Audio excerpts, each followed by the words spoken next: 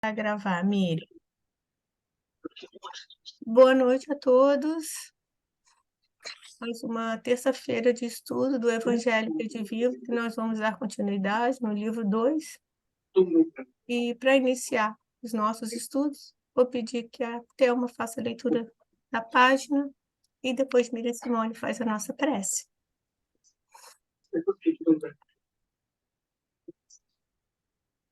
Boa noite. A nossa página inicial, reflexão, capítulo 27, aflição e tranquilidade, pelo Espírito de Emmanuel, Francisco Cândido Xavier. O livro é Ceifa de Luz. Aflição e tranquilidade. Bem-aventurados que choram. Mateus 5:5. Bem-aventurados que choram, disse-nos o Senhor. Contudo, é importante lembrar que, se existe aflição gerando tranquilidade, há muita tranquilidade gerando aflição. No limiar do berço, pede a alma dificuldades e chagas, amargores e cicatrizes. Entretanto, recapitulando de novo as próprias experiências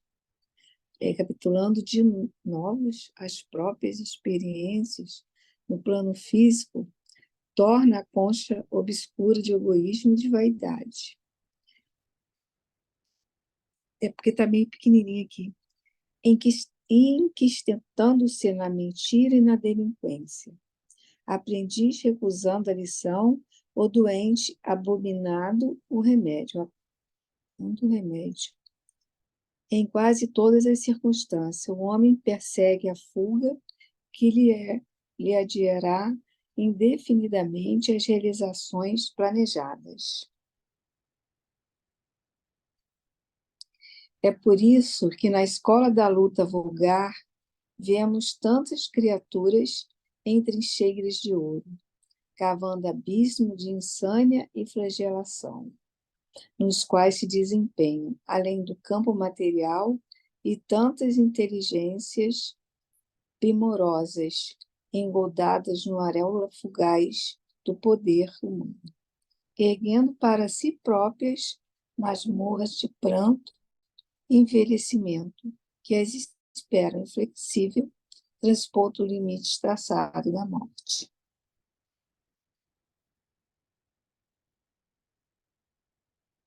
É por essa razão que vemos tantos lares fugindo à bênção do trabalho e do sacrifício, afeição de oásis sedutores, de imaginária alegria para se converterem amanhã em cubículos de desespero e desilusão, aprisionando os descuidados companheiros que os povoam em teias de loucura e desequilíbrio na vida espiritual. Valoriza a aflição de hoje, aprendendo com ela a crescer para o bem que nos burila para a união com Deus. Porque o mestre que te propõe a escutar e seguir, ao invés de facilidades no imediatismo da terra, preferiu, para ensinarmos, a verdadeira ascensão, a humildade da manjedoura, o imposto constante do serviço aos necessitados, a incompreensão dos contemporâneos, a indiferença dos corações mais queridos e o supremo testemunho do amor, em plena cruz da morte. Emmanuel Francisco Cândido Xavier.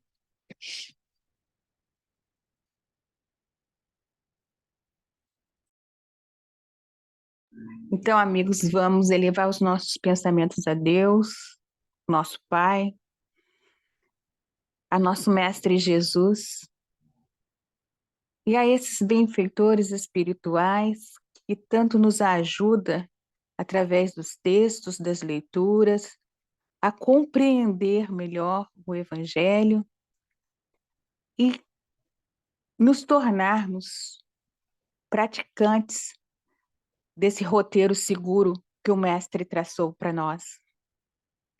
Sabemos que para a sermos felizes, bem-aventurados, só precisamos seguir esse roteiro.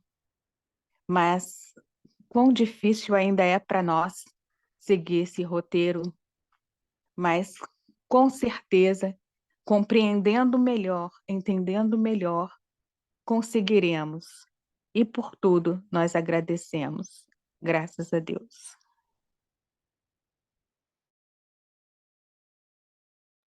Obrigada, Thelma. Obrigada, Mira Simone. Então, hoje a gente vai dar continuidade ao estudo das bem-aventuranças, né?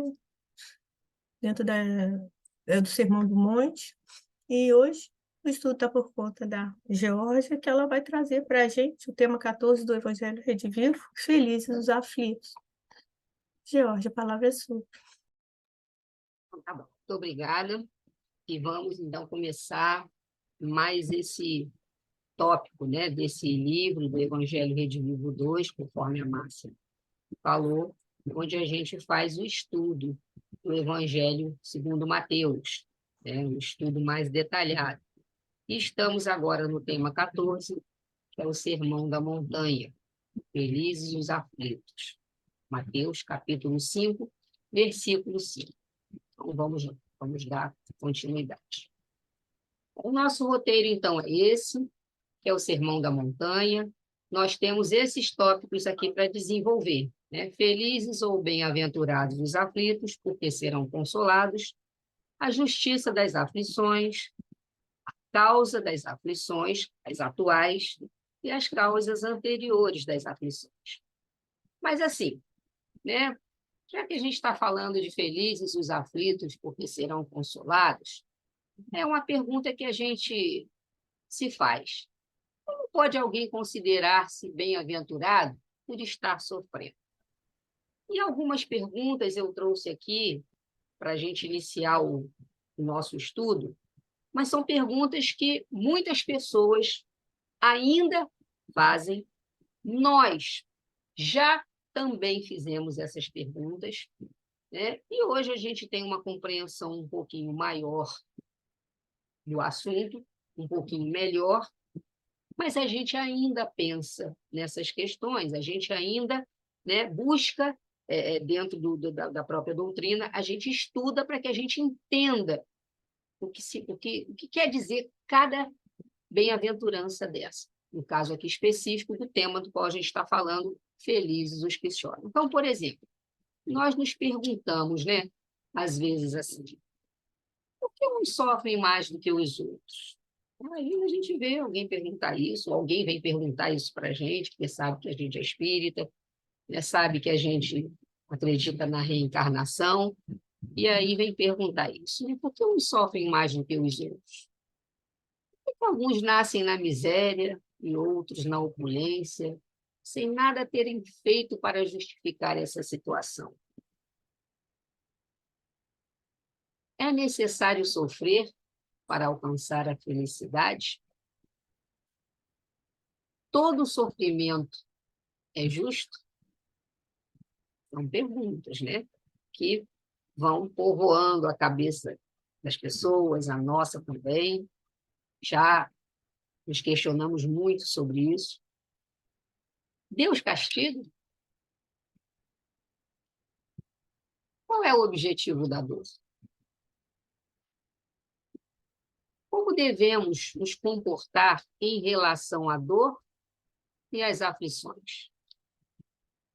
Todos os que sofrem serão consolados? Pois é. A gente pode até, pela estrada, pela caminhada, pelo estudo que a gente vem desenvolvendo, a gente pode até responder a essas perguntas. Mas será que basta só responder? Ou a resposta dessas perguntas tem que estar dentro da gente? A gente tem que encontrar mecanismos dentro da gente para entender essas questões e até essa penúltima pergunta aí do nosso comportamento em relação à dor e às aflições, porque é nessa hora que a gente testa o nosso conhecimento, ou o conhecimento não é testado, mas a nossa fé sim, né? Aquilo que a gente crê. Esse estudo, que está agora sendo feito através do Evangelho Redivivo, do livro 2, esse tema ele está completinho no capítulo 5 do Evangelho segundo o Espiritismo, que fala exatamente do bem-aventurados os aflitos. Então, nesse capítulo 5, nós temos aí a justiça das aflições, as causas atuais, as causas anteriores, o esquecimento do passado, os motivos da resignação, o suicídio e a loucura. E além das instruções dos espíritos, que também trazem esses outros temas tão importantes. O bem e o mal sofrer, o mal e o remédio, a felicidade que não é deste mundo, a perda de pessoas amadas, as mortes prematuras. Se fosse um homem de bem, teria morrido. Não é pergunta, tá, gente? Isso aí é uma frase que está afirmando. Os tormentos voluntários, a desgraça real, a melancolia, provações voluntárias, o verdadeiro silício, né? Que silício era aquele instrumento de tortura, de autoflagelação. E uma pergunta aí, né? Dever-se-á pôr termo às provas do próximo? Será lícito abreviar a vida de um doente que sofra sem esperança de cura? E os sacrifícios da própria vida e o proveito dos sofrimentos para outrem. Então, esse tema que a gente vai estudar hoje, se alguém quiser se aprofundar, ele está no capítulo 5 do Evangelho segundo o Espiritismo, no Bem-aventurados os aflitos. E aí Mateus traz para a gente no capítulo 5, versículo 5. Felizes os aflitos, porque serão consolados. A ideia principal desse estudo é exatamente a justiça das aflições e a utilidade de sofrer para ser feliz. É uma interrogação, né? E as questões secundárias? São as causas atuais e anteriores das aflições, o ciclo vicioso de auto-obsessão versus o remorso, a importância do auto-perdão e a escolha das provas e expiações. São as ideias secundárias que a gente encontra nesse tema. E aí eu trouxe aqui para a gente, né, começar os conceitos que a gente sempre trabalha, o significado da palavra. Então, tem aí no latim, significa bater, golpear, afligir, lá no dicionário bíblico online, atormentar, torturar, perseguir, oprimir. Aflição, uma agonia, uma tribulação, uma angústia, no dicionário de estudos bíblicos. Isso pesquisa feita pelo grupo lá que organizou esse slide aí pela Federação Espírita Brasileira. E aí eu trouxe da internet o conceito de aflito, que está no dicionário comum, que expressa ou sente aflição, que está angustiado, preocupado, enfim, que demonstra uma agonia. Como a aflição é a condição de quem está aflito, que é sofrimento causado por um desgosto, né? Sente uma aflição, uma tristeza, por alguma dificuldade, e afligir, que é torturar, é fazer com que alguém fique aflito, atormentado. Enfim, esses conceitos é só para confirmar para a gente que a aflição é uma espécie de uma agonia, de um sentimento, de uma dor, de um sofrimento. Então, bem-aventurados aqueles que sofrem, porque serão consolados, né? Mas para a gente começar o estudo, a gente tem que entender que essas traduções do Novo Testamento apresentam uma controvérsia, ou seja, uma certa diferença, uma certa polêmica quanto à numeração desses versículos. Quer dizer, desse versículo, na verdade, porque é um versículo, é capítulo 5, versículo 5. Então, existem diferenças entre a Bíblia de Jerusalém e a Bíblia Sagrada, sendo que a Bíblia Thompson está em acordo com a Bíblia Sagrada. Na Bíblia de Jerusalém, esse versículo de Mateus está no capítulo 5, versículo 5, conforme já lemos lá no início, e diz: felizes os aflitos, porque serão consolados. Já na Bíblia Sagrada, traduzida por João Ferreira de Almeida, esse versículo, em Mateus, encontra-se no 4, ou seja, desculpe, essa bem-aventurança do capítulo 5 está no versículo 4. Então, enquanto na Bíblia de Jerusalém Mateus capítulo 5, versículo 5, na Bíblia Sagrada, traduzida por João Ferreira de Almeida, Mateus capítulo 5, versículo 4. Porque no versículo 5 foi o tema que foi trabalhado pela minha semana passada. Bem-aventurados os mansos, porque eles herdarão a terra. Que foi o tema 13, o tema anterior a esse. Bom? E a Bíblia de Thompson apresenta a mesma situação da Bíblia Sagrada, em discordância à Bíblia de Jerusalém. Vamos ver agora um outro slide que diz para a gente aí dessa controvérsia exatamente o que eu falei para vocês. Olha aqui. Mateus, capítulo 5, versículo 5. Felizes os aflitos, porque serão consolados. Na Bíblia Sagrada, Mateus, capítulo 5, versículo 4. Permanece o mesmo capítulo, mas é no versículo 4, porque o versículo 5 na Bíblia Sagrada vai tratar da bem-aventurança que a Miriam falou a semana passada. Então, no versículo 4, bem-aventurados os que choram, porque serão consolados. E na de Thompson, a mesma coisa que está aqui na Bíblia Sagrada.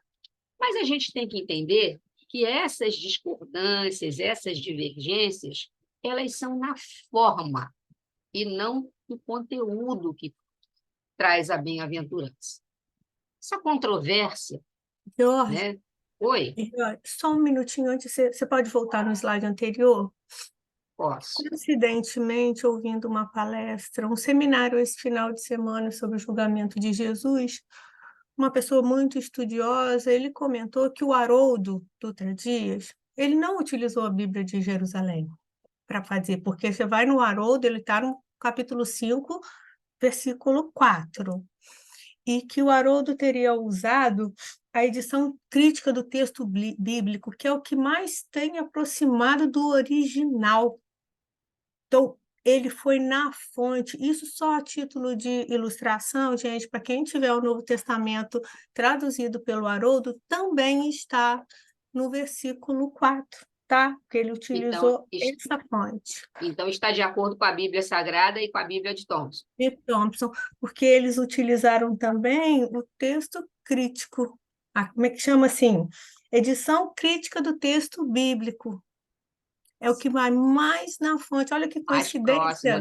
né? Né? Pois E aí eu isso. peguei agora o Novo Testamento do Haroldo, porque eu me lembro dele ter falado que o Haroldo não utilizou nenhum desses aí para fazer a tradução, né? Foi o que eu lembrei. Então, quem tiver do Haroldo aí, tá no 4, tá, gente? Muito interessante mesmo isso. E aí, inclusive, né, conforme a Márcia falou, isso é uma questão de tradução. Por quê? Quando a gente fala um pouquinho sobre isso, essa controvérsia, essa polêmica, ela é explicada porque Mateus, aparentemente, preferiu ampliar o número das bem-aventuranças na tentativa de detalhar os ensinamentos de Jesus. Enquanto Lucas já foi mais sintético, ele já sintetizou mais, ele preferiu sintetizar os ensinamentos de Jesus. E, além do que também, a gente tem que entender que essas controvérsias existentes entre esses escritores do Evangelho e os seus tradutores, elas são perfeitamente entendidas, admissíveis. Por quê? Vamos ver alguns pontos que justificam isso. As escrituras dos textos evangélicos foram originalmente redigidas em diferentes épocas e em grego. As traduções também apresentam desafios quanto à língua a ser traduzida e à linguagem da época, entre outras questões. Mas também podemos falar especificamente em relação às bem-aventuranças, como já foi falado no slide anterior, que essas divergências são mais em relação à forma como é colocado no texto do que o conteúdo, do que a essência do que está escrito naquela bem-aventurança. Porque justamente não alteram de maneira nenhuma os ensinamentos de Jesus, e isso é o que é importante, isso é o que é fundamental.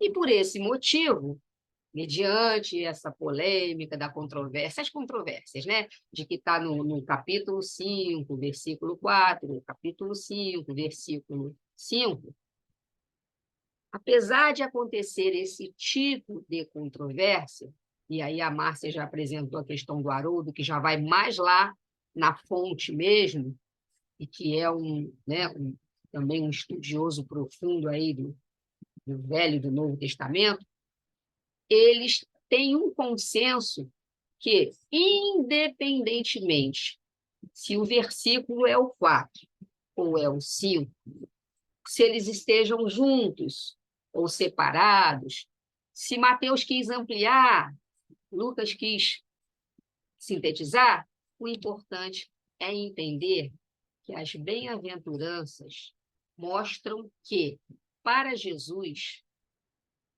a retidão é mais do que a súmula de seus mandamentos. Ou seja, a retidão, o seguir o Evangelho, aplicar as bem-aventuranças na vida de cada um, representa muito mais do que o resumo que ele possa ter feito dos mandamentos. Então, uma atitude completa da mente, uma forma particular de caráter que mostra a transformação moral do indivíduo, né? E aí, Kardec, como eu já falei lá no capítulo 5, ampliou bem essa bem-aventurança aí, né? Os felizes ou bem-aventurados os aflitos, porque serão consolados. No Evangelho segundo o Espiritismo, Kardec nomeia exatamente esse capítulo 5 de bem-aventurados os aflitos, utilizando como subsídio, né, como base para o profundo estudo do tema, outras citações evangélicas. Quais que ele usou? Mateus, o versículo 4, 6 e o 10, e os textos de Lucas, que estão no capítulo 6, versículo 20 e 21, e 24 e 25. Vamos ver. Lá em Mateus, capítulo 5, versículo 4, 6 e 10, diz assim: Bem-aventurados os que choram, porque serão consolados. Bem-aventurados os famintos e os que têm sede de justiça, porque serão saciados. Bem-aventurados os que sofrem perseguição pela justiça, porque deles é o reino dos céus. E lá em Lucas, no capítulo 6, versículo 20 e 21, diz: Bem-aventurados vós que sois pobres, porque vosso, aqui está na frente, é o reino dos céus. Bem-aventurados vós que agora tendes fome, porque sereis saciados. Felizes sois vós que agora chorais, porque rireis. E lá em Lucas também, capítulo 6, versículo 24 e 25, diz assim: Mas ai de vós, ricos, que tendes no mundo a vossa consolação. Ai de vós que estáis saciados, porque tereis fome. Ai de vós que agora rides, porque gemereis e chorareis. Então, daí, né, dessas outras citações, Kardec tirou aí subsídios para todo o trabalho desenvolvido no capítulo 5. E o Evangelho segundo o Espiritismo... Georgia, Oi, pode falar. eu não sei se você vai fazer esse comentário, como a gente já falou anteriormente, Kardec não segue uma sequência, né, e sim por assunto. Vê que ele reuniu aqui, né? Não foram todas as bem-aventuranças, mas ele citou algumas, depois ele vai É, desenvolver em outras, né? Então, para a gente exatamente. lembrar isso, que o Evangelho segundo o Espiritismo não é o Novo Testamento, né? Sim, como as pessoas às Kardec, vezes pensam, às né? vezes penso, Kardec agrupou por assunto aquilo que ele julgava ter coerência. E de Tá, acordo obrigada. com esses assuntos, ele trazia os evangelhos, né? Ou seja, as citações dos evangelistas para poder ilustrar o assunto que ele que estaria ali, no caso, desenvolvendo, explicando, né? Aprofundando com a informação, com as respostas dos espíritos, com a comunicação dos espíritos. Oi. Boa noite a todos aí. Então, isso é no Velho Testamento? Não, não. Todas essas citações que a gente está falando é do Novo Testamento, é do Evangelho de Mateus. Está no Novo Testamento. Esse livro que a gente está estudando, ele é todinho baseado nos Evangelhos segundo Mateus. E o Evangelho segundo Mateus é do Novo Testamento, ok? Bom, então aí nós temos, né, uma pergunta. O que o Evangelho segundo o Espiritismo nos indica, então, a respeito das aflições? Aí lá, no capítulo 5, como esse capítulo é muito extenso, traz muitas informações, uma delas está aí, ó. As aflições estão vinculadas à lei de causa e efeito ou de ação e reação, que é decorrente do uso do livre-arbítrio pelo espírito, por suas escolhas, tanto ocorrido no passado, em vidas pretéritas, né, em outras reencarnações, ou na atual. Então, quando a gente fala ou pensa na palavra aflição, a gente tem que entender que ela vai estar vinculada às escolhas que fizemos, tanto em reencarnações passadas quanto nessa. Porque a gente tem que entender, a gente tem que sempre ter em mente que Deus, ele é soberanamente justo e bom. Então, ele não vai agir, nunca vai poder agir por capricho ou por parcialidade. Não vai dizer, eu vou fazer isso porque eu quero. Fulano merece isso, porque não é tão bonitinho. Já, você é lindo, maravilhoso, então você tem que passar a vida sem nenhuma aflição, né? Que seria, né? Deus seria soberanamente justo e bom? E já que Deus é justiça, é bondade, todas as aflições, elas estão vinculadas à lei de causa e efeito. A ação e reação. Aquilo que foi feito, aquilo que está sendo provocado em mim. E foi decorrente de quê?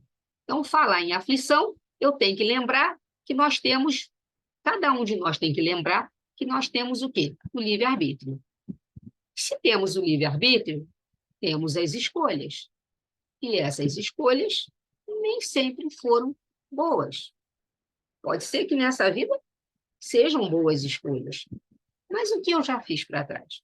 Aí, se eu parar e pensar assim, mas o que eu fiz para trás não interessa, então você não acredita na doutrina espírita, você não é um espírita, você não conhece a doutrina.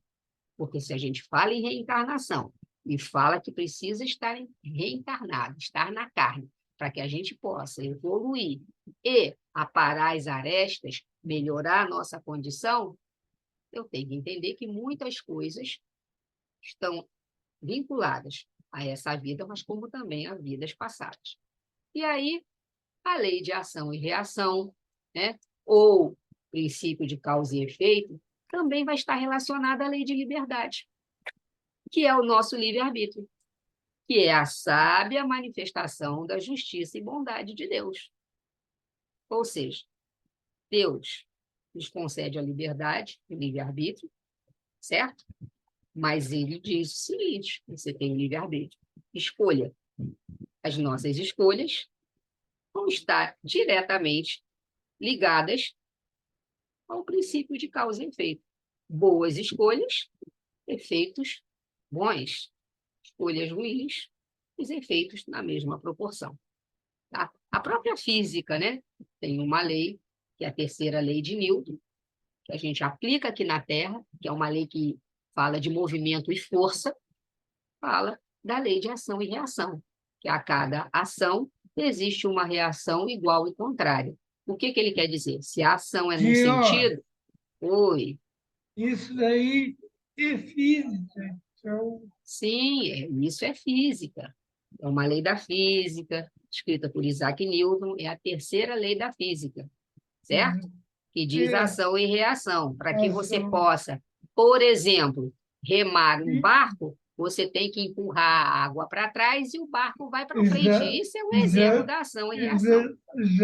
O que você falou em E Newton, eu já me entendi diretamente da física. Exatamente, é uma lei da física. Mas por que eu estou falando de Newton? Porque a gente pode comparar a lei de ação e reação, claro, não numa proporção espiritual, mas na funcionalidade de como a lei acontece, é que a cada ação produzida vem uma reação em relação àquela ação produzida. Então, quando a gente fala da lei de causa e efeito, da doutrina espírita, né, o que eu plantei, eu vou colher. Não tem condições de eu plantar abacaxi e esperar um pé de tomate ou vice-versa. Certo? Então, existe a lei da semeadura. Ela é livre, mas a colheita é obrigatória. Então, a gente tem que entender isso. Tá bom? E essa lei de liberdade é a sábia manifestação da justiça e bondade divina, que deixa a cada um as suas escolhas para, consequentemente, aprender e evoluir. Com boas escolhas nos levam para o caminho certo. A justiça e bondade divinas estão evidentes nas manifestações da lei de causa e efeito. Isso aí é um trechinho que eu tirei da Bíblia do Caminho, que é um site que tem vários estudos espíritas. E aí, nesse livro, O Espiritismo, Uma Nova Era, de Richard Simonetti, no título, né, no texto que ele fala do efeito e a causa, esse trechinho aí é muito interessante. Vemos que há uma relação de causalidade entre o mal que praticamos e o mal que sofremos depois. Depois pode ser nesta encarnação ou depois numa próxima encarnação, né, quando reencarnarmos. O prejuízo que impomos ao semelhante é débito em nossa conta, na contabilidade divina. Então, cada vez que a gente prejudica alguém, a gente está, né, adquirindo débitos na contabilidade divina. Isso não significa retroceder. O espírito não tem como retroceder. Quando ele evolui, chega num estágio, ele não tem como voltar. Mas ele pode contrair mais débitos, demorar a sua marcha rumo à evolução, à perfeição, né? E aí a causa e efeito é exatamente esse, ó. É tentando fazer o mal ao próximo que uma pessoa prejudica a si mesma. É isso que Simonetti disse aí nesse trechinho. E isso está diretamente ligado a quê? Às aflições. Às vezes a gente faz mal ao outro e acha que a gente não vai passar por uma situação para poder reparar aquele erro cometido. Jesus disse, está lá em Marcos, capítulo 4, versículo 32, mas tendo sido semeado, cresce. E aí, no livro Caminho, Verdade e Vida, Chico Xavier pelo Espírito Emmanuel, esse trechinho diz assim: haja, pois, suficiente cuidado em nós cada dia, porquanto o bem ou o mal, tendo sido semeados, crescerão junto de nós, de conformidade com as leis que regem a vida. Então, tá aí, ó. A gente tem que ter cuidado a cada dia das nossas ações. É o tal do vigiai e orai. O vigiai, como a gente costuma brincar, não é vigiar a vida dos outros, do vizinho, é vigiar nossos pensamentos e nossas atitudes. Né? Porque o bem ou o mal que eu semear vai crescer junto de mim. Então, a gente espera semear muito mais o bem do que o mal. Então, tá aí, né? O cara plantou lá um pé de ele está pensando, né, que ele ia colher lá essa fruta, o abacaxi, mas ele está lá com o pé de maçã e ele está, né, interrogação danada. Ué, mas não era isso que ia nascer? Claro que não. Aquilo que eu semear, eu vou ter que colher. Então, a semeadura é livre, mas a colheita é obrigatória. Mas é uma coisa muito importante, né? Porque quando a gente fala da questão de agir no mal e toma lá da cá, dá a impressão de que a gente está falando da pena de talião, dá a impressão de que a gente está falando da legislação colocada por Moisés, que preconizavam naquela época, por dente, olho por olho. A gente não tem que confundir a lei de causa e efeito com a pena de talião ou com a legislação de Moisés. A gente tem que entender, tanto a pena de talião como a legislação de Moisés foram colocadas numa outra época. A humanidade ainda estava muito ignorante em relação às questões espirituais, né? A questão dessa, vamos dizer assim, desse contato com Deus. Então, existia uma necessidade, e ali foi colocada por isso, para que se controlasse, para que se pudesse fazer com que a humanidade entendesse aquele propósito. Claro que muita gente interpretou de uma maneira errada, mas não é esse o estudo aqui agora para a gente estar falando.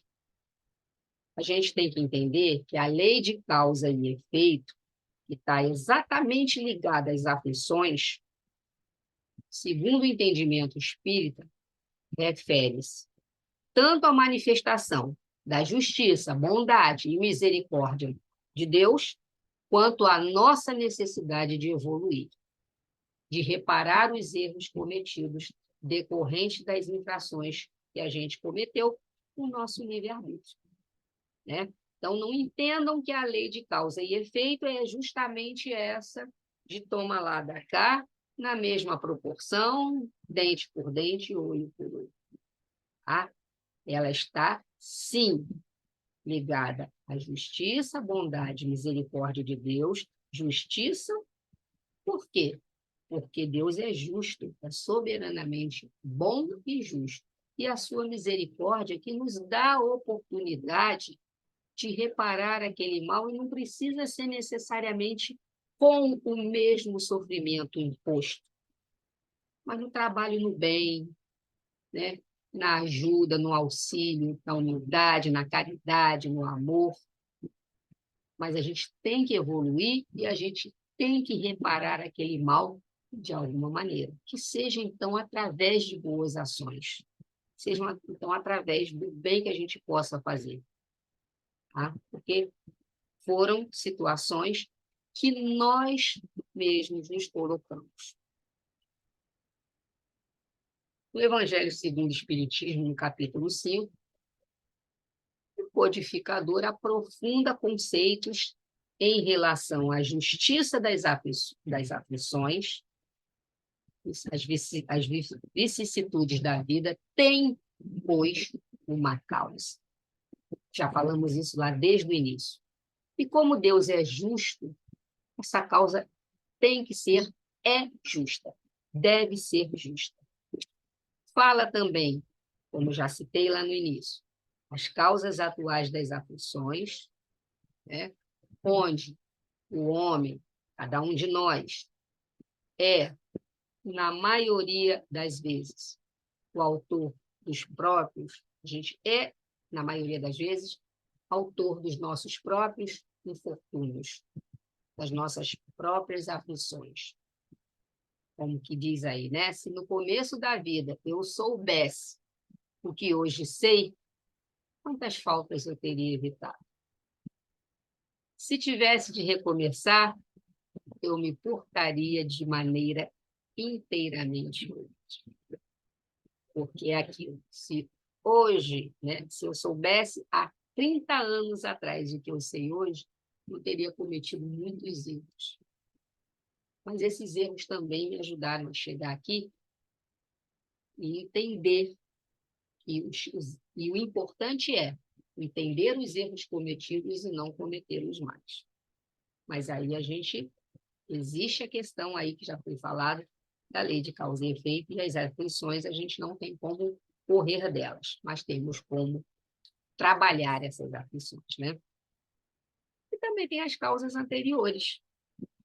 E as tribulações da vida podem ser. A gente sabe que pela reencarnação já cometemos muitos erros.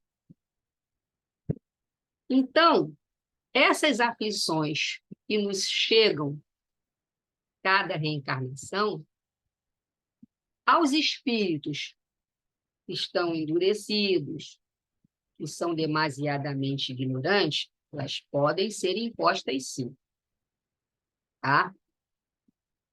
Mas são livremente escolhidos e aceitos pelos espíritos arrependidos que querem reparar o mal que fizeram e tentar fazer o melhor.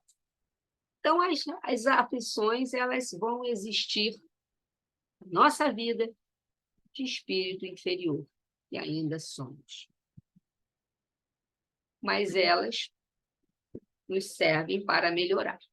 E quando o espírito já avançou um pouquinho nessa escala evolutiva e ele já tem, né, uma consciência maior, ele já se arrepende, não só sente remorso, porque o remorso é o primeiro passo, mas remorso, se não passar para a fase do arrependimento para depois da reparação, ele é aquela dor momentânea de ter cometido aquele erro e depois eu posso voltar a cometer.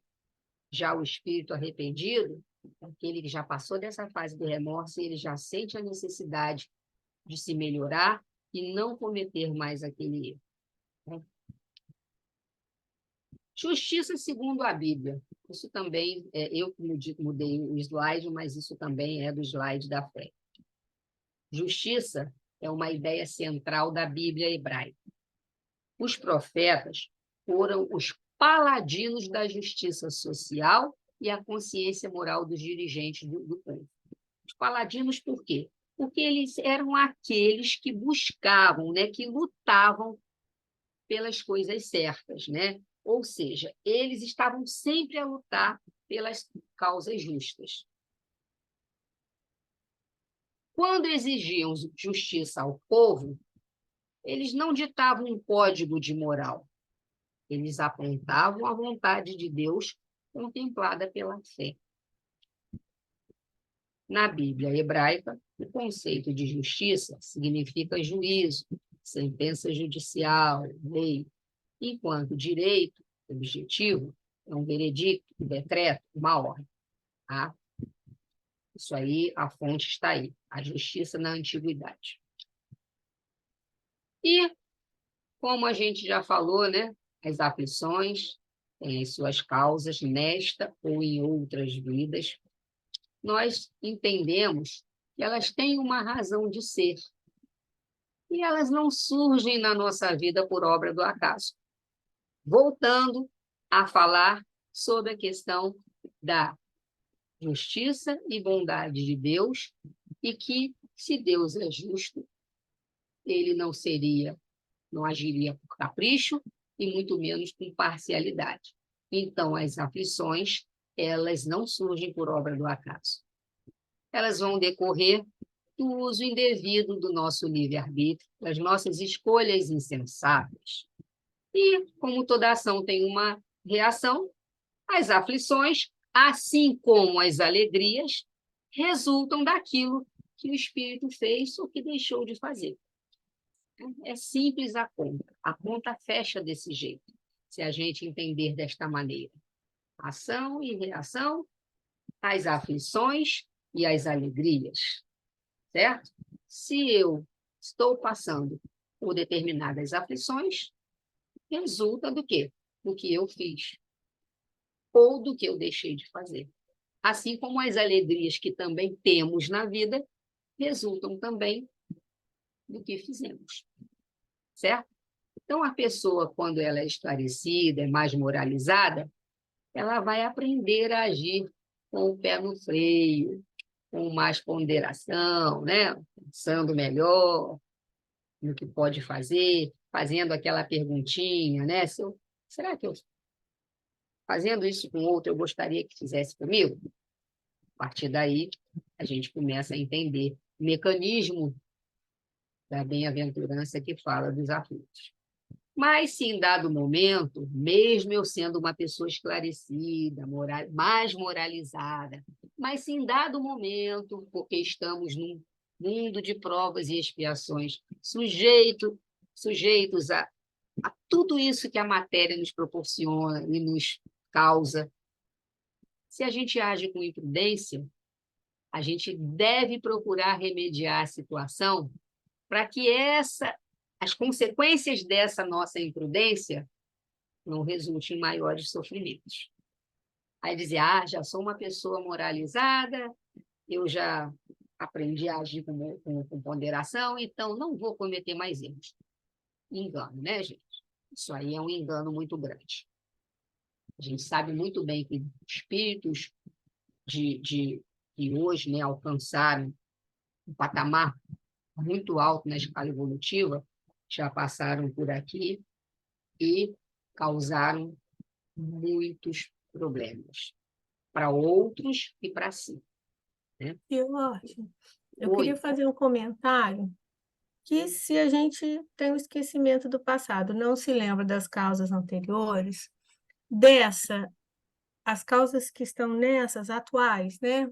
Pode ser que a gente se lembre, mas não se dê conta do que causamos ao outro, por imaturidade espiritual, enfim, por diversas questões. Eu achei que está tudo certo, que eu fiz o certo, e eu não vejo que o que eu estou sofrendo hoje, eu plantei lá atrás.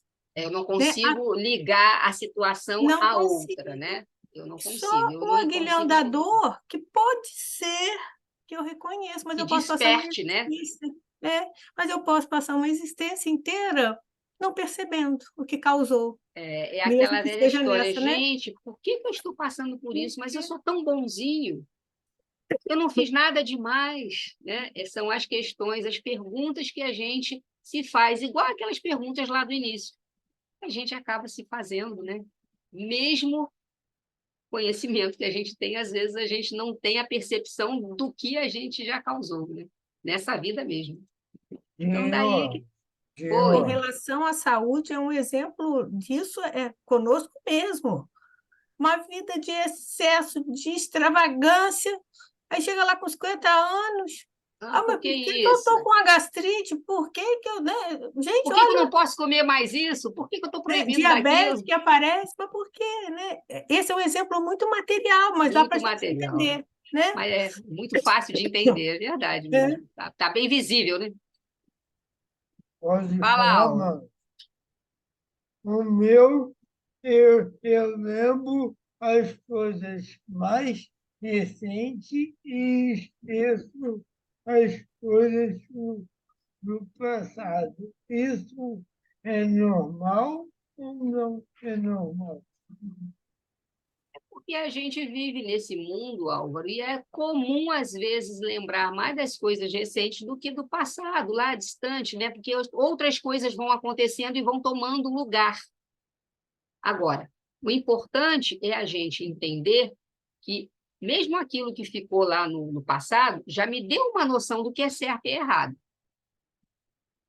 Se você fez alguma coisa que prejudicou alguém, você pode até esquecer. Mas será que se você, nada lá dentro de você vai ficar registrado para que você não cometa aquilo com outra pessoa da mesma maneira?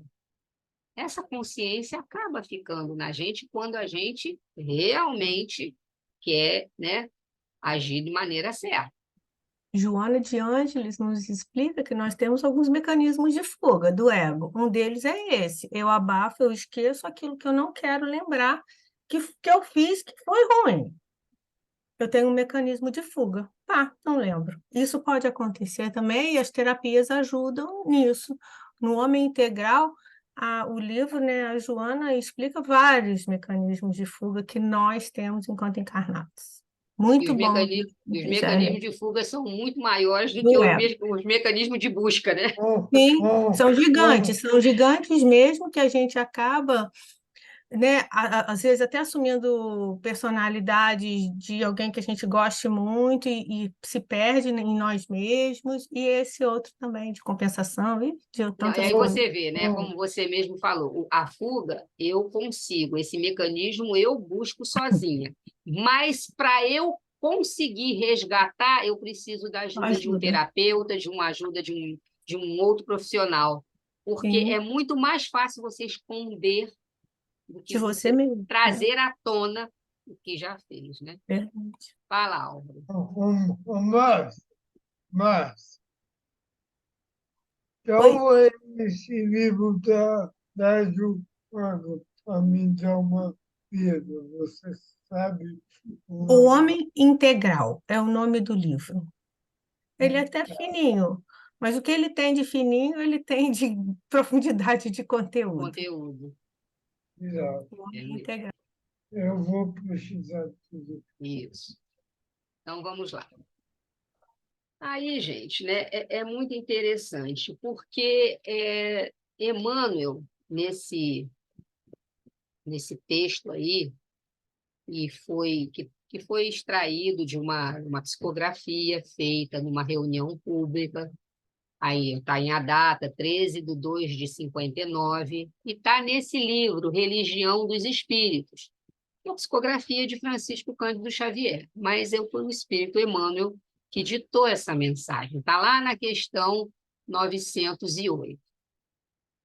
Ele nos convida, né, a examinarmos a nossa própria aflição, né? Pois só examinando sem desespero, com calma, né, refletindo que isso não é um exercício que é feito da noite para o dia, é que a gente pode conseguir dar o passo para superar essas aflições. Então, ele traz assim para a gente: examina a própria aflição para que não se converta a tua inquietude em arrasadora tempestade emotiva. Todas as aflições se caracterizam por tipos e nomes especiais. A do egoísmo é egolatria, do vício, delinquência, a agressividade é a cólera, a aflição do crime é o remorso, né? A do fanatismo é a intolerância, a da fuga é a covardia, a da inveja é o despeito, a da leviandade é a insensatez, a da indisciplina é a desordem em que a gente se coloca, a brutalidade é a violência que a gente traz, a aflição da preguiça é a rebeldia, a aflição da vaidade chama-se loucura, a aflição do relaxamento chama-se evasiva, a aflição da indiferença chama-se desânimo, a aflição da inutilidade é a queixa, a aflição do ciúme é o desespero, da impaciência a intemperança, da sovinice a miséria, da injustiça a crueldade. Mas ele termina desta maneira aí, ó: cada criatura tem a aflição que lhe é própria. A aflição do reino doméstico, a da esfera profissional, do raciocínio e do sentimento. Isso tudo confirmando o que a gente está falando, né? Essas aflições têm causas em escolhas no nosso livre-arbítrio. E aí a gente passa para as causas atuais das aflições. Como já falamos, estão relacionadas ao comportamento atual, é nessa vida, surgem na vida atual. Como a Márcia bem lembrou, eu posso até não lembrar do que eu causei, mesmo tendo sido nesta vida, mas elas vão estar relacionadas, quando essas aflições nos chegam, elas estão relacionadas ao nosso comportamento, às nossas atitudes, ao estilo de viver que escolhemos. Um exemplo que ela deu, a questão da gente levar uma vida desregrada em vários sentidos e depois não entender o porquê eu não posso isso, eu não posso aquilo, por que eu estou com isso, por que eu estou passando aquilo. E aí vem trazendo, né, no próprio Evangelho segundo o Espiritismo, nesse capítulo, está lá. Quantos homens caem por sua própria culpa? São vítimas da sua imprevidência, do seu orgulho, da sua ambição. Se arruinam por falta de ordem, de perseverança, pelo mau proceder, ou por não terem conseguido limitar os desejos, né? Quantas uniões infelizes nas quais o coração não tomou parte alguma, que foi exatamente por um contrato visando um lucro, visando algum interesse pessoal. Quantas doenças e enfermidades, dos excessos que fizemos de todo gênero.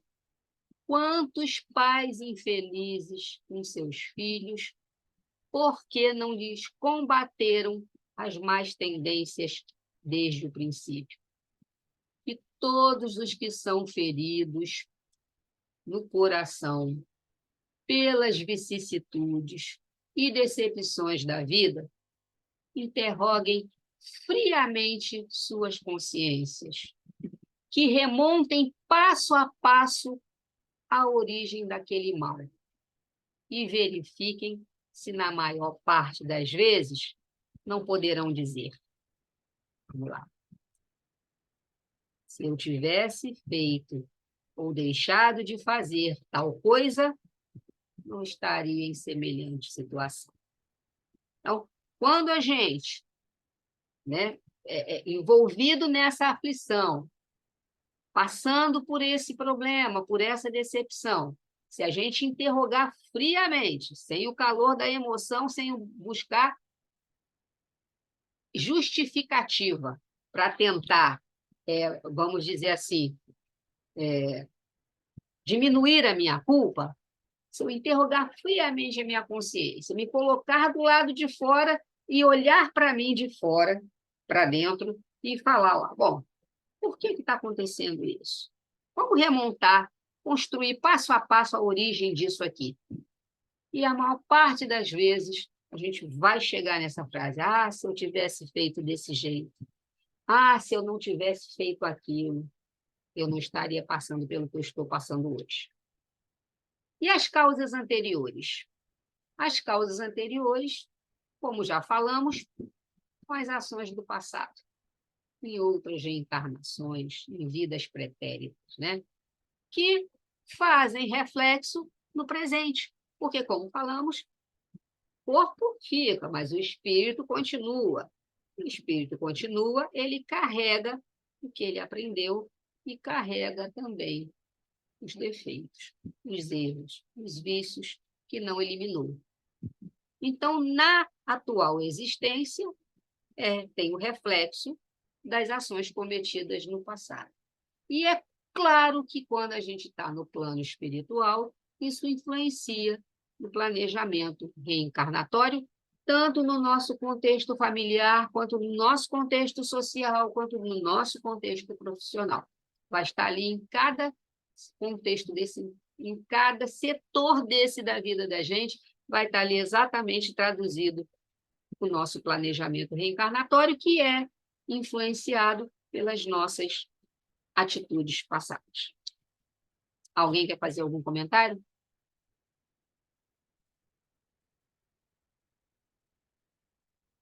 Então, vamos continuar. Gente, se alguém quiser levantar a mão aí, eu já abri o microfone para falar, fique à vontade. E assim, é porque eu não estou vendo vocês realmente, tá? Então, o homem, pela ação de uma rigorosa justiça distributiva, sofre o que fez sofrer aos outros, né? Aí deixa eu aqui. Se foi duro e desumano, poderá ser a seu turno tratado duramente com desumanidade. Se foi orgulhoso, poderá nascer em humilhante condição. Se foi avaro e egoísta, gente, é avaro mesmo, tá? Não é avaro, não. Não tem acento, essa palavra é paroxítono. Se foi avaro e egoísta, ou se fez mau uso de suas riquezas, poderá ver-se privado do necessário. Se foi mau filho, poderá sofrer pelo procedimento de seus filhos. E por ser a Terra um mundo de provas e expiações, e pela pluralidade das existências, é possível explicar as grandes diferenças existentes na distribuição da felicidade entre os bons ou maus deste planeta. Lembra lá das primeiras perguntas feitas? Por que fulano nasce numa condição tão ruim e o outro nasce tão, né, privilegiado? Tá aí, ó. Senhor, só vou te fazer mas quando você falou aval para gente, meu nome está tá Não na. é Álvaro, não. Não, mas só faltava a letra L. Não, ali Mas, tá. Primeiro que teria que estar com letra maiúscula, teria que estar com acento, com L, né? Faltou algumas coisas. Isso eu fiz uma aspas. Ali teria que estar de outro jeito. Então, olha aí, olha. Geórgia, Oi. esse texto aí que você trouxe, eu acho que a gente tem que chamar bastante atenção. Porque quando ele diz, né, o homem, pela ação de uma rigorosa justiça distributiva, sofre o que fez sofrer aos outros, e aí vem dando alguns exemplos, reparem que no texto foi duro ou desumano, poderá ser, não é uma fatalidade. Como eu falei Né? anteriormente, não é Porque a lei de senão, Italião, né? Apenas de Italião, não é a lei de exatamente, você vê, Moisés. todos estão escritos, poderá. Vai Vai tudo depender da da forma como o conduta, espírito encarar esse planejamento reencarnatório, das propostas que ele fizer, da forma como ele vai se se organizar portar. aqui, se comportar aqui, que Então, era para não ele foi perder a Paulo mão, que ele pode disse perder o dedinho, o né? dedo? Não foi Paulo que disse que o amor cobre uma multidão de pecados? Não é? Então, Então, justamente é o nesse poderá sentido. que é muito É, importante aí, a gente que é prestar para a gente atenção. entender que não estamos falando nem da legislação de Moisés, nem da pena de Italião. A gente está falando da lei de causa e efeito que o Espiritismo traz para a gente numa situação de justiça, bondade, misericórdia de Deus e a necessidade da nossa evolução, não necessariamente o dente por dente, o olho por olho, certo? E a gente pode, pelo trabalho, pela nossa caridade, pelo nosso proceder, a gente realmente não é que não vamos passar por uma aflição, mas a Amenizar a gente pode expressão, né? amenizar essa dor. Aí que está a justiça e a bondade de Deus. Ô, Né? Georgia, e tem Oi. outra coisa que a gente vê muito na mediúnica, as pessoas querem que seja exatamente igual o que ele sofreu, fazer o outro sofrer. Não aceita. Isso, não existe essa Verdade. equação no mundo espiritual. Às vezes, até com a questão do suicida, a gente não entende por que ele não passou toda a dificuldade que ele teria que passar na nossa cabeça, né? E não é assim, não é assim. Não é com tem a essa nossa equação. medida. Não é. Não é com a nossa medida. A medida né? é completamente diferente do que a gente entende, né? Então, é Exatamente. importante esse texto mesmo, porque nós também julgamos assim. A gente vê alguém na rua e fala, aquele lá, ó, tá vendo? Ele não tem uma perna, então é porque ele fez isso. A gente faz uma equação assim. A Olha gente só, vai direto ali, né? aquele não tem visão porque ele usou mal, sabe? A gente faz umas equações. A gente, na verdade, aplica no século XXI a pena de talião, né? Como se fosse, então, dente isso é por dente, muito... olho por olho. A gente tem que olhar para a gente e resolver, não é para o outro, não, né? A gente olha para o outro Exatamente. e julga, não é assim, isso é complicado. E aí, até aproveitando uma coisa que você falou, né? Aproveitando a física, em física, grandeza é tudo aquilo que pode ser medido. Então, por exemplo, se eu consigo medir o tempo é uma grandeza. Tá? Se eu consigo medir a distância, o comprimento, é uma grandeza. Então, a grandeza ela é medida com uma unidade de medida. Por exemplo, o tempo é hora, minuto, segundo. Agora, essa grandeza não pode ser medida com a nossa medida. Essa grandeza ela não nos pertence, né? É a grandeza divina. Ela está muito além das nossas possibilidades, da nossa compreensão ainda. E como falta muita humildade para a gente, né? Então a gente acaba julgando o outro com uma facilidade. Achando que pode fazer isso, né? Bom, então aí, a nossa culpa, nós é que temos que carregar, seja uma pedra enorme ou seja pequenininha, mas a gente vai ter que carregar até, a gente vai ter que lapidar essa culpa, vai ter que transformar essa pedra bruta num diamante, em algo que a gente depois vai se orgulhar, né? Não um orgulho no sentido de vaidade, mas, poxa, eu venci isso, eu consegui dar esse passo, eu consegui melhorar, me melhorar, né? Nesse sentido. E aí, Georgia, essa questão oi, da culpa, eu substituiria a palavra por responsabilidade. responsabilidade, Porque né, a dos culpa a gente atos. traz ataviamente um conceito de culpa, né, muito diferente da proposta espírita. Então, acho que a responsabilidade nos Seria soa, melhor, como né? assim, é minha, e eu vou dar conta É, dela, né? é, É minha no tipo sentido, eu assim, causei, quer dizer, eu causei. esse filho é meu, né? Eu Esse tenho que filho é cuidar meu, eu dele. causei. Eu Isso, que gerei, né? eu que tenho que Porque a fazer com que culpa ele... paralisa as pessoas. Você se sente A culpa, ela culpada deixa a pessoa no e a sentido de responsabilidade é quando você ir movimenta, atrás né? daquilo, né, que você precisa fazer para Para se resgatar, melhorar. para se melhorar. Culpa é um perigo. E aí, quando se fala nessa questão das aflições, né, das causas anteriores, desse ponto, o estudo do Evangelho Redivivo traz para a gente a questão da autoobsessão, que é um problema. Então, eu trouxe primeiro, só para a gente falar rapidinho o que é obsessão, só para a gente entender. A gente não vai entrar no estudo de obsessão, entendendo que obsessão é isso aí, né? É a ação persistente ou domínio que alguns espíritos logram adquirir sobre certas pessoas, entendendo que praticada geralmente por espíritos, praticada por espíritos inferiores que procuram dominar. Mas entendendo que a obsessão, ela não é só de desencarnado para encarnado. Ela é de desencarnado para desencarnado, de encarnado para encarnado. Enfim, ela tem um vai e vem entre quem está nesse mundo e quem está no plano espiritual. Quem está encarnado e quem está no outro plano. Mas a obsessão, ela tem uma característica, né, que ela apresenta caracteres muito diversos. Porque ela pode ser uma simples influência moral, sem perceptíveis sinais exteriores, até uma perturbação completa do organismo e das faculdades mentais. Está lá no Livro dos Médiuns, capítulo 23, 237.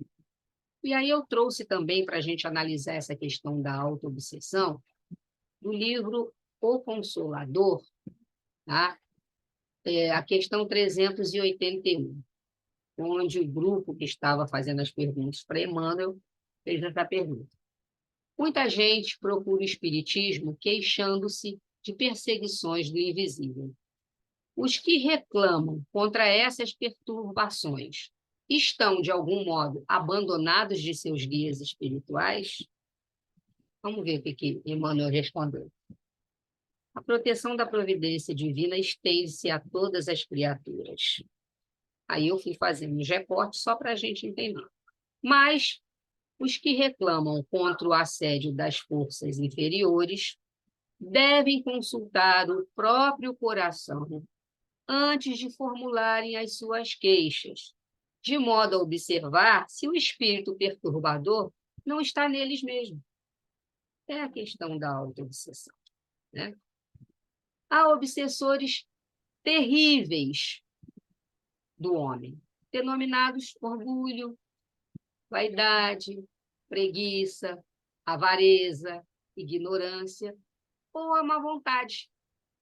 E convém examinar-se se não se é vítima dessas energias perversoras que muitas vezes habitam o coração da criatura, enceguecendo-a para a compreensão da luz de Deus. Então, aí ele está falando que muito daquilo que a gente pode achar que é obsessão é fruto do nosso próprio espírito, dos nossos vícios, da conduta, né? Da nossa conduta. Contra esses elementos destruidores, faz-se preciso um novo gênero de preces que se constitui de trabalho, fé, esforço e boa vontade. Tá? Só para ilustrar essa questão da autoobsessão. Lá nas Georgia, obras... deixa eu só Oi. começar uma coisa. No livro, essa autoobsessão não tem referência, então é da equipe.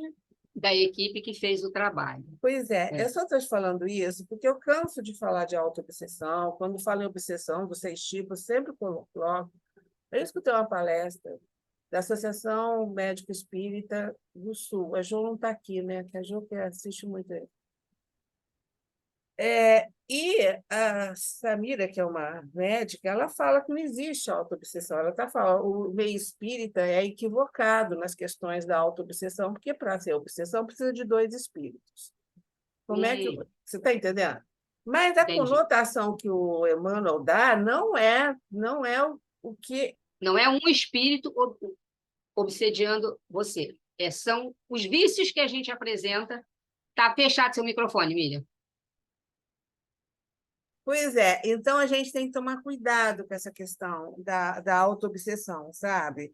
Então, eles escrevem isso, né? Ele fala que não é tão comum como parece, então aí ele vem falar do remorso, tudo, né? Mas o nome autoobsessão é meio complicado. De repente, o nome é que não está sendo empregado de maneira correta, né? Porque na verdade, é um autossabotamento. Você se sabota. Você que se sabota com as atitudes que você acaba, né, tendo durante a vida. Então, por exemplo, em obras póstumas, lá na Manifestação dos Espíritos, no item 58, Kardec diz assim: alguns estados doentios e certas aberrações que se lançam à conta de uma causa oculta derivam do espírito do próprio indivíduo. Não está dizendo que o espírito está obsediando ele mesmo, mas ele já traz no seu perispírito, já traz das suas vidas pretéritas essas situações que agora trouxe para essa nova vida, para essa reencarnação. O homem, não raramente, é obsessor de si mesmo. Ele diz no sentido de que ele mesmo cria, né, de acordo com os vícios, de acordo com o comportamento, de acordo com o estilo de vida, com os pensamentos, ele mesmo cria os problemas em torno de si e as suas aflições, consequentemente, né? Eu acho, Miriam, é interessante essa sua fala de estar no Evangelho Redivivo por uma equipe tão grande, coordenada pela Marta Antunes, né? Eles ainda utilizaram, porque, gente, foi elaborado por uma dezena de pessoas e passa para avaliação de um e de outro, e do sul, do norte, do centro-oeste, não é? Isso chama a atenção, porque foi para avaliação de muitas federativas. Eu estou vendo aqui, eu estava tentando me lembrar, Sim, mas né? assim, a gente lembra que isso não é texto de. Não existe Sim, autoobsessão no texto de Kardec. Não tem. Não tem. Eu li hoje, isso não é vi. interpretação. Certo, então a gente não pode. Outra moça, como é que ela chama? Samia? Samira Turconi. Samira, né? É interessante, porque eu acho interessante, gente. Interessante a gente olhar isso e perceber, olha, deixa eu pensar nisso daí. Ela vem com esse, né?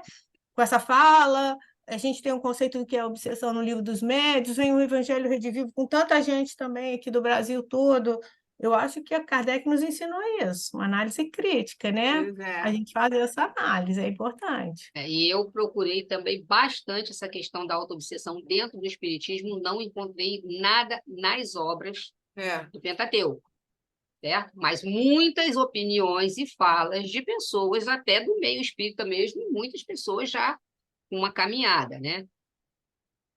Então, aí ele diz isso nesse trecho da Manifestação dos Espíritos. E aí, a autoobsessão, no caso... Jânio, só para você se organizar, são 8h15, tá? Tá. É bom, acho que vai dar para terminar assim, até mesmo porque eu preciso terminar hoje, que a semana que vem eu tenho a volta redonda. A autoobsessão, deixa eu até tirar aqui, diz respeito ao remorso persistente que a pessoa se vê envolvida, que, na verdade, está relacionada aos atos cometidos no passado, dos quais não se recorda o seu consciente. Tá? Entretanto, como os atos cometidos se acham registrados na memória integral, eles podem vir à tona parcial ou integralmente. A principal causa da autoobsessão é a ausência do auto-perdão. Na questão, aí, a palavra auto-obsessão não está sendo empregada de um espírito, do próprio espírito obsediar a si mesmo, e sim da conduta do espírito, dos atos cometidos, dos quais ele não se recorda, e aí isso vem para ele nessa encarnação de uma maneira que pode causar determinadas situações na vida dele, e o fato dele não se perdoar por aquilo torna pior ainda a situação, complica mais ainda o quadro dele, né? Olha só, eu não Essa quero, não quero atrapalhar, eu sei que o tempo, mas olha só, quando ela fala aqui, os atos cometidos, os atos do passado, parece que tem dois espíritos, um que está lá no passado, que fez as coisas, e o outro que está aqui no presente, tendo algum problema com aquelas coisas que ele fez no passado. É muito esquisito, né?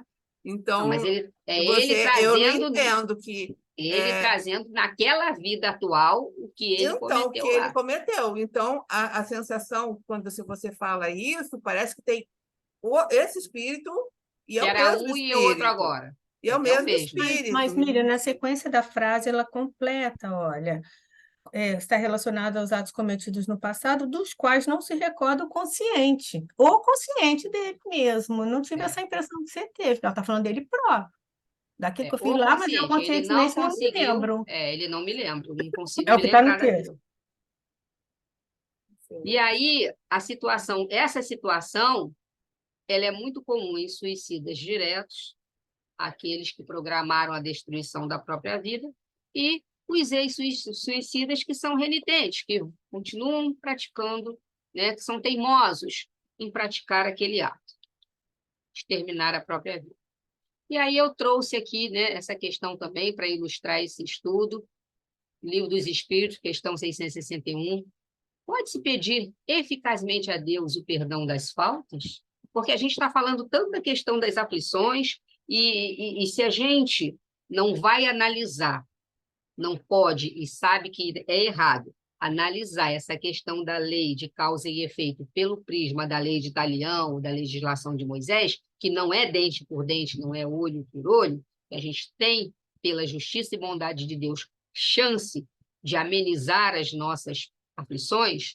Olha o que quando se pergunta, pedir perdão das faltas. Está bem de acordo com o que a gente falou. Deus sabe discernir o bem e o mal, e a prece não oculta as faltas. Aquele que pede a Deus o perdão de suas faltas não o obtém se não mudar de conduta. E termina: as boas ações são a melhor prece, porque os atos valem mais do que as palavras. Então, está bem de acordo com o que a gente fala da situação da lei de causa e efeito em relação às nossas aflições. Quanto melhor a gente proceder, melhor a gente vai melhorar a nossa condição perante o mal que a gente cometeu. Deus vai falar assim, então tá bom, você está perdoado. Não é assim. Bom, tá bom, você está progredindo. Então eu posso suavizar o que você poderia passar se você não tivesse buscado esse caminho de melhorar, né, de mudar suas atitudes, de ter essa consciência. E mais uma pergunta aí do Livro dos Espíritos. Em que se baseia, então, a duração desses sofrimentos? Está lá na questão 1104. O tempo necessário ao seu melhoramento, sendo o estado de sofrimento ou de felicidade proporcionais ao grau de purificação do espírito. À medida que progride, esse estado de sofrimento tende a diminuir e mudar essa natureza desses sofrimentos. Olha o que a gente falou também aí agora. A natureza do sofrimento, ela vai ser sempre a mesma? Vai ser dente por dente, olho por olho? Não vai, né? E aí, ó, no Evangelho segundo o Espiritismo também, lá no capítulo 5, está escrito assim: não se deve crer, no entanto, que todo sofrimento suportado neste mundo seja necessariamente indício de uma determinada falta. Muitas vezes são simples provas escolhidas pelo espírito para concluir a sua depuração, acelerar o seu adiantamento. Quantos a gente já viu assim, né? Nessa condição de querer reencarnar e se colocar em provas duríssimas para acelerar o seu adiantamento, para se depurar. Assim, a expiação sempre vai servir de prova, mas a prova nem sempre é uma expiação. Porque se o espírito desse já mais evoluído aceita passar por determinadas provas, não significa que ele está expiando. Significa que ele está querendo depurar mais o seu espírito para ele adiantar a sua evolução. E não que ele tenha causado algum mal e que, nesse momento, ele esteja passando por aquela aflição para pagar um mal cometido. Não é, nesse caso, o pagamento do mal cometido. Tá? Por isso que está dizendo. A expiação sempre vai servir de prova. Quem passa pela expiação também está servindo de prova. Mas prova nem sempre é uma expiação, porque não significa um sofrimento que está sendo, vamos dizer assim, imposto por uma situação de mal cometido. Tá? Álvaro, você quer perguntar alguma coisa? E eu passei por uma prova de expiação por si, eu vou falar isso. E eu faltei uma prova. Eu tive que fazer duas provas em um dia, no período da manhã. Mas isso não é a prova a qual a gente está se referindo. Tá? A prova é vir numa condição, por exemplo, a gente tem espíritos que passam por uma situação de sofrimento, de doença, de humilhação, de pobreza, mas não significa que ele está sofrendo, que ele está passando por aquilo ali, porque ele está expiando.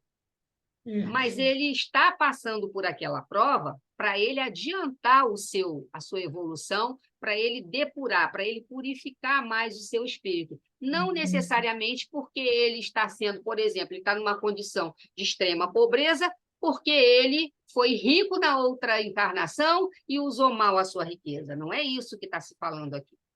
Está se falando aqui que ele, nessa condição que ele aceitou vir para poder acelerar a sua evolução, tá? Para ele se melhorar mais ainda. Contudo, entendeu? Entendi. Contudo, provas e expiações são sempre sinais de relativa inferioridade, porque o que é perfeito não precisa ser provado. Daí a gente lembra quando falamos das tentações, das provações de Jesus no deserto.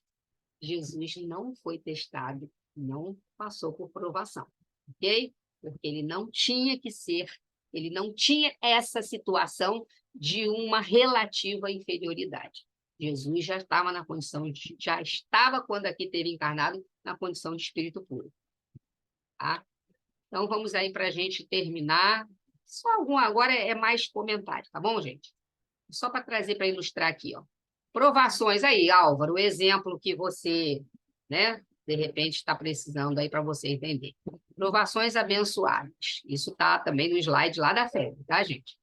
A admirável senhora Ellen Keller, que, embora cega, surda e muda, viveu em constante alegria, havendo dedicado a existência a encorajar o próximo através de memoráveis discursos e livros formosos. Luiz Braille, igualmente padecendo de cegueira, transformou os seus limites em bênção, criando o alfabeto para o tato, que hoje lhe guarda o nome.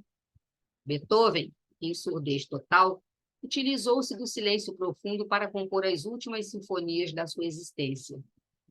E a nona, a coral, considerada como um verdadeiro coroamento de sua obra. Vicente Van Gogh, atormentado pela esquizofrenia, conseguiu pintar com esmero o realismo, refletindo seu estado interior. Aleijadinho, apesar da hanseníase, transformou pedras em estátuas deslumbrantes, pintando com maestria, tornando-se um artista incomum. Apesar da tuberculose, Pasteur prosseguiu nas suas investigações em torno dos micróbios, oferecendo incalculáveis benefícios à saúde da humanidade. Ninguém atravessa os caminhos humanos isentos dos sofrimentos, que fazem parte da própria constituição orgânica em face do desgaste a que está sujeita, dos conflitos psicológicos, resultados também das vivências passadas. Mulheres e homens valorosos que foram enviados à Terra com limitações e impedimentos quase superlativos, ou seja, quase no máximo da sua incapacidade, né? Tornando-se missionários do amor e da ciência, da tecnologia, da arte, da fé religiosa, estimulando o progresso e trabalhando em seu benefício. Abençoa, pois, as tuas provações e ser feliz em todos os momentos da tua vida. Joana de Ângeles, de Valdo Franco. Lá no livro também, no Evangelho, segundo o Espiritismo, capítulo 5, lá no Bem e Mal Sofrer, que já é na Instrução dos Espíritos, bem-aventurados os aflitos, não se referia, de modo geral, aos que sofrem, visto que todos os que se encontram na Terra, estejam eles em tronos ou na palha, ou seja, em condição nenhuma, sofrem também. Então, todos os espíritos encarnados na Terra sofrem, não importa a condição, mas poucos sofrem bem. Poucos compreendem que somente as provas bem suportadas podem conduzi-los ao reino de Deus. Bem-aventurados os aflitos pode traduzir-se assim: bem-aventurados os que têm ocasião de provar sua fé, sua firmeza, sua perseverança e sua submissão à vontade de Deus, porque terão centuplicada a alegria que lhes falta na terra, porque depois do labor, ou seja, depois do trabalho, virá o repouso. Eu acho que tem mais um. Na verdade, Jesus exorta aquela multidão sofrida a seguir adiante, a não desistir, a perseverar, apesar das dificuldades que enfrentavam diante da opressão romana. Isto transforma o Sermão do Monte no Sermão das Exortações, ou seja, naquele sermão que Jesus queria chamar a atenção para as coisas importantes do reino de Deus, e não daquele reino ali onde ele estava, né, para ensinar. Então, na verdade, Jesus, com esse sermão, por que, né, foi colocado isso aí por Severino Celestino, sobre o Sermão do Monte? Por que ele considera isso, né? Isso transforma o Sermão do Monte em um sermão de exortações, porque, na verdade, Jesus tinha a intenção de melhorar a humanidade. Tá? Então, olha só que coisa linda. Coloca aí, Jesus, o bom ânimo, a esperança e a confiança para os que sofrem, apresentando a condição de se caminhar para Deus e, neste caminho ou busca, se conquistar, então, a tão sonhada felicidade. A bem-aventurança será, então, uma colheita, uma consequência da boa plantação realizada durante a nossa existência. Os corações unidos ao sumo bem, contudo, sabem que suportar as aflições menores da estrada é evitar as aflições maiores da vida. E, por isso, apenas eles, anônimos heróis da luta cotidiana, conseguem receber e acumular em si mesmo, os talentos de amor e paz reservados por Jesus aos sofredores da terra, quando Jesus pronunciou no monte a divina promessa. Bem-aventurados os aflitos. Tá? E essa reflexão a gente já leu, e eu não sei, Márcia, se tem mais alguns minutos, mas eu trouxe só a música da prece dos aflitos, que foi de... Então, por que a gente não coloca ela como a nossa prece final? Né? Faltou um minuto? Então, Tá bom, vamos gente? colocar. Tá? Então, ouçam aí, e essa é a nossa prece final, e vamos agradecer a Deus pela oportunidade bendita de estudarmos e de podermos compreender o que está sendo colocado. Deixa eu fechar o microfone.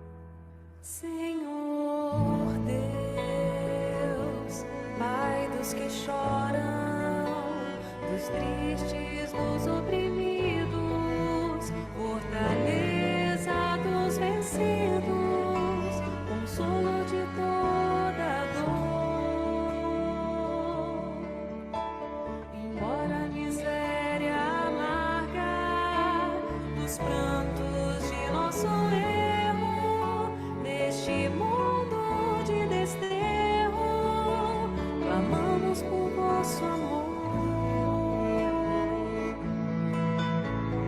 Nas aflições do caminho, na noite mais tormentosa, vossa fonte generosa é o bem que não secará. Sois em tudo a luz eterna, da alegria e da bonança, nossa porta de esperança, que nunca se fechará.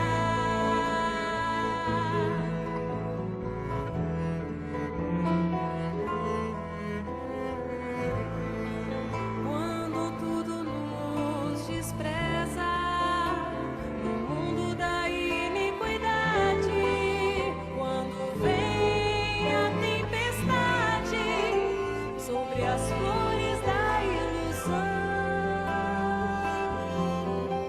ó Pai, sois a luz divina, o cântico da certeza, vencendo toda a aspereza, vencendo toda a aflição. No dia da nossa morte, no abandono, no tormento, trazei-nos no esquecimento da sombra, da dor do mal. E nos últimos instantes, sintamos a luz da vida, renovada e redimida, na paz ditosa e imortal.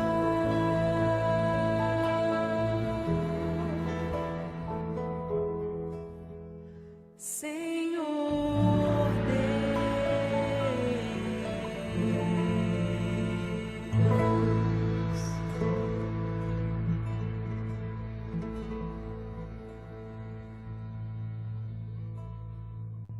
Obrigada, Geórgia, pelos esclarecimentos da noite.